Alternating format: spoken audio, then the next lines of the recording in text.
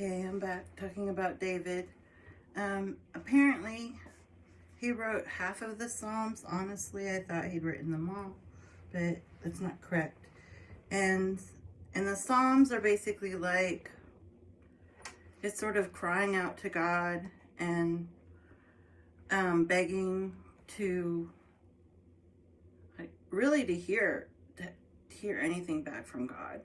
Like, it goes through this period with after the whole incident with Bathsheba, where he kind of loses his ability to hear God, kind of like Saul did. Only the difference was that David was much closer to God, for one thing, and Saul was more interested in. He was more egocentric. He was more interested in other people in the court or on the battlefield, propping him up and thinking he was all that. Whereas David, from the beginning, from when Samuel goes and gets him out in the field when he's tending sheep, all the way through till he takes over more like Jerusalem and more of the other areas for the Israelites,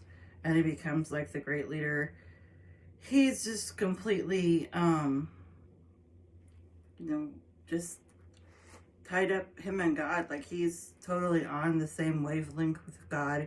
He always is praising God, and in fact, in one time he gets in almost like trouble because after some war I shouldn't say war, like a battle is won, instead of usual singing and dancing, I think he like disrobes, I don't think all the way, but whatever.